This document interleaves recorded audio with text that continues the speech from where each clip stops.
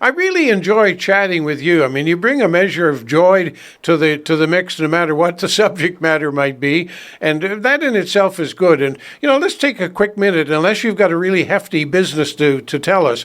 I'm going to take a quick minute to talk about you being the community correspondent, and what that means to your community. Any thoughts from your perspective? Oh, well, from my perspective, it's always fun to stick my nose into everyone else's business. Being a community correspondent is a wonderful thing for those people who might be called busybodies in another era.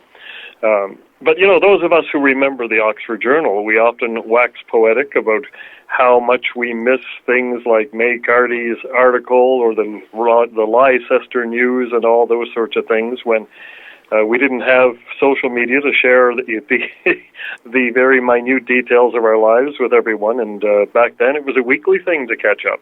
And there is actually, I have to say, a certain amount of satisfaction that one gets from being able to talk about one's own community and to bring stories to light, because as you know, with the loss of the Oxford Journal a number of years ago and other efforts and of course, the ongoing, I have to say, decimation of the news business, but there's not many options out there for people who want to know what's going on. So we're doing our very best. You and I, and hello, Oxford. You got it. And to that point, I was inviting people to other communities. You mentioned Leicester. It could be Tidnish. It could be Malagash. It could be Two Islands. It could be anywhere.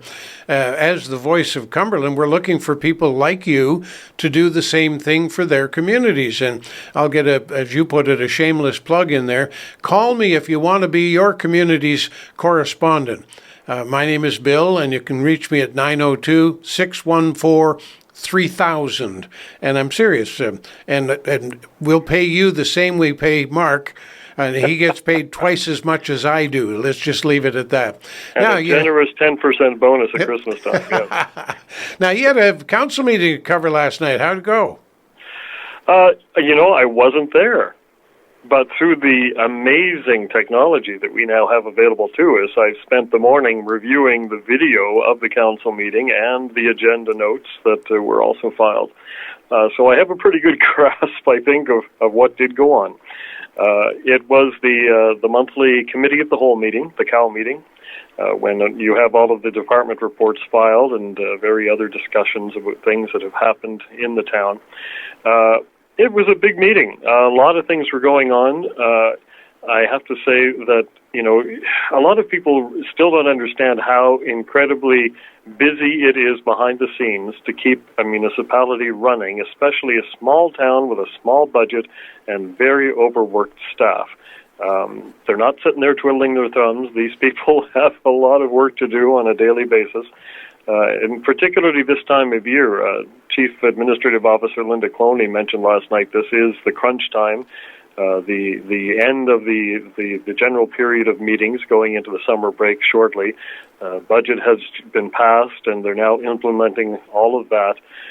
There's so much happening, including, and we should get the plug in for this right now, next Wednesday night, June 18th at 6 o'clock, the town is holding a public information session at the town council chambers to help inform the citizens about how the town prioritizes the upcoming infrastructure projects and how things get done. It's going to be a great opportunity for all those Facebook folks who like to complain about how things are done to realize how it really is done. I appreciate that, certainly. The mayor mentioned it yesterday. Maybe you could make up one of those little 300 by 400 pixel graphics and a quick note as to what it's about, because the town doesn't remember to send us those details, and we can help to promote it. And we welcome all those kinds of things coming in from across the county for free, by the way. And yeah, that's a big deal to kind of look at. Let's talk about what we need to fix before it's finally broken. There's a lot to it, It's a years-long, a decades-long planning process. You've got to get your head wrapped around what you've got and when you might have enough money coming in to pay for some of the desperate things that have to be covered. Some sections of Oxford underground infrastructure, as we've talked about many times, the water system some pipes in there have been in the ground for 100 years, and those are the ones that keep on breaking. I think the mayor yesterday used 115 years he thought was the first pipe laid underground. And that became known to him recently, he said, because Town Works found a leaking pipe underground, a pipe that was not on their map. They didn't even know it was there. Yeah, and unfortunately, ground-penetrating radar, even if we had it to use, doesn't show us all of that infrastructure. And from generation to generation, administration to administration, things do get lost. So, but out of sight, out of mind, Mark. I mean, it's underground, under the frost line, and well out of sight. What people do see and what gets their dander up, of course, are potholes and breaks in the roadway and the sidewalks and things like that. Those ones are easy to deal with, or at least easy to see. But the ones that are underground, they cost big money to fix. Yeah. Now, a couple of, I guess it was two, maybe 3 meetings ago, Town Council had a virtual presentation by Matt Delorme. He's the fellow who we will see at the meeting next Wednesday night. He's the executive director of the Atlantic Infrastructure Management. It's a nonprofit organization that helps municipalities deal with their infrastructure. Matt had earlier made the point, and it's something that, we've talked about this for years, but this really comes true when you take a moment to really think about it. Every municipality is roughly having to come to terms with this problem at the same time, and that is now. 100 years, that's a long time for pipes to be delivering water. And some of those pipes, even in some places, Oxford last year finally replaced a section of pipe that they discovered was a lead-lined pipe on the main, which is not a good thing. It's all of these municipalities are dealing with now this massive potential budget crunch where they were going to have to start throwing money at their infrastructure just to maintain the service that they currently have. And that's a large responsibility. Well, when you think about it, as you say, almost all the municipalities right across Canada all adopted this newfangled thing called a pipe for delivering water, and they all pretty much at the same time put them in. Similarly speaking, electricity being fed from house to house all came along Canada-wide pretty much at the same time. But you think of all the repairs that have had to been made to the poles, the lines, and you name it over the years, and yet housing, another one. We built houses coast to coast in Canada post-war when all the troops came home and there was a housing shortage. We haven't done anything like that since. And here we are now talking about housing, electrical concerns, and water pipes all at the same time. And as Matt had mentioned at that point, and will come up again, I'm sure, Wednesday, at the time that all of these infrastructures were first put into place, when public support for spending money on underground water systems and delivery and sewer systems 100 years ago, that was a relatively easy sell to the public. We need this for public health reasons.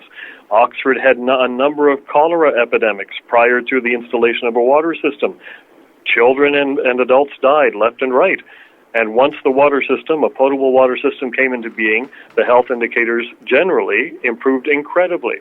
But now, finding the public support for an infrastructure service that we've had for decades is for some reason, a harder sell, the renovation of that, the repair of that, than it is the actual implementation of it on day one. Yeah, well, maybe we should say something that the mayor probably couldn't say, and that is if they don't understand what it's like to fix them all up and replace them, let's just turn it off for a little while. I'm not going to try that. you wouldn't want to be the community correspondent who said that in your own community, huh? Well, look, let me quickly run through what happened last night because we are getting down on the time here. And of course, I want to mention that anybody who wants to delve into the details of these things, the meeting is broadcast live on social media and archived on YouTube. So if you want to watch the town council meeting, it's available to you. And the council agendas are available on the Oxford town website, and very interesting reading for those who are interested in the details. Now, in terms of what did happen, Public Works reports from last night, the typical busy spring, pothole repairs, spring cleaning, etc. But we've also had to deal with, and I've filed a couple of stories about this now at Hello Oxford, we've got some vandals who are just being pains in the butt. Again. Now this, of course, all of these reports from this meeting are from a month ago. These had passed me by because I was I was traveling in the month of May, and I missed this. We had some vandalism at the skate park, at the Black River Park near Town Hall, a bit of spray paint and graffiti and such. And for some reason, there's one single stop sign. I don't know the details of this over on Horton Street that somehow keeps getting damaged. I don't know if it's a matter of a driver who needs to be re-examined or somebody in the community taking pot shots at it. I have no idea. We'll try to get some information on that. But we've also had, the RCMP recently filed a public notice about vandalism at the Oxford ball field.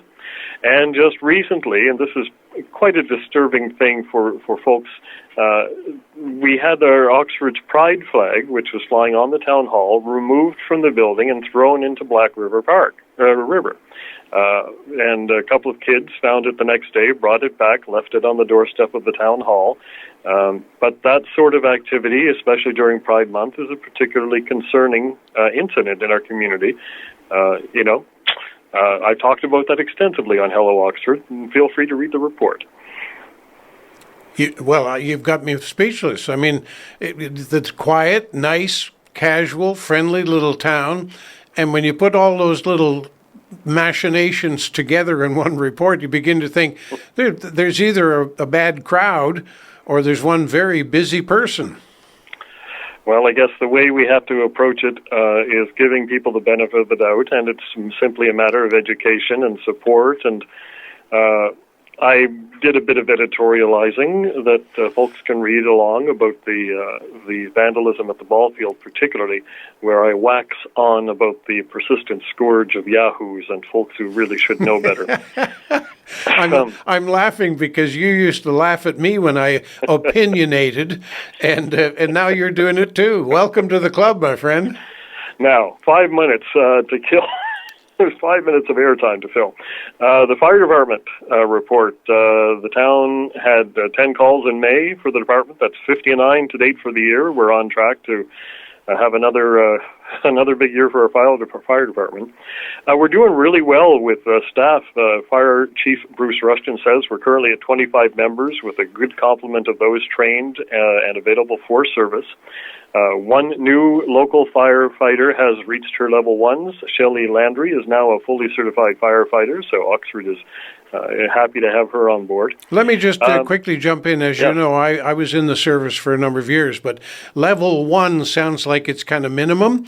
Level 1 is the big achievement. That's where you are now qualified to attend everything.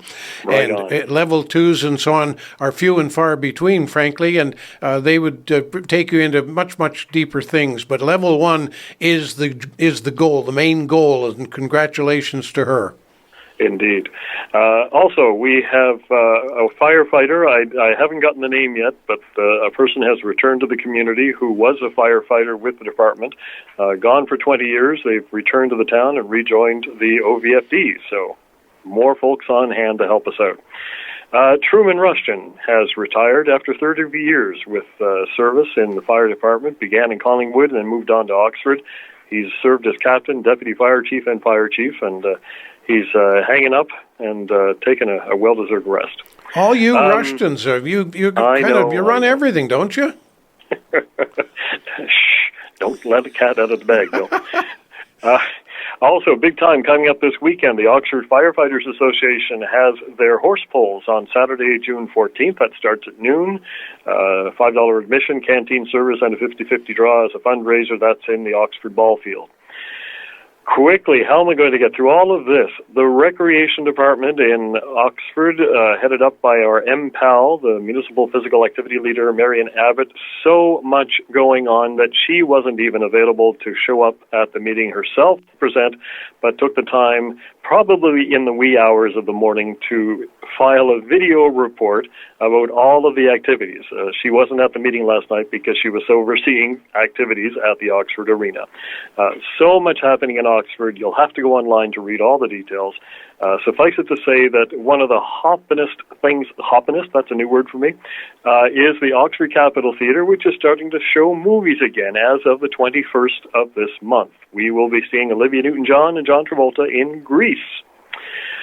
Administration, so much going on there. Read the report. And the thing that I'm sure people will want to be interested in learning more about, discussions are beginning now with the Road Trails Act Review Committee about the possibility of expanding ATV access in other streets of the Oxford town limits. Good idea. Now, as I understand it, the main kind of thrust for this was because currently you can drive on Main Street from about the Irving gas station at the connector down through the downtown core to Lower Main Street to the Big B Market, and then Water Street over to the trailhead. That was to provide access to businesses in the downtown core. Now, there were two main missing pieces of that access, and that was you could not legally drive your ATV over to the Oxford Arena, the Lions Arena on Waverly Street, and you couldn't get to the Oxford Legion over on Jackson Street. So it's only early discussions, but they are looking at expanding access to those two areas, and I'm going to have to call it a day right there. Well, I appreciate that. That's the most in-depth effort you've put forward to date, and we had a couple of laughs along the way, too. So, I mean, that's exactly what it's about. I think you just called me a slacker. Not at all. I know the weight you're carrying with that Hello Oxford. That's a 24-hour-a-day job. It does tend to take a little bit of time. It does, yes. Indeed. I warned you.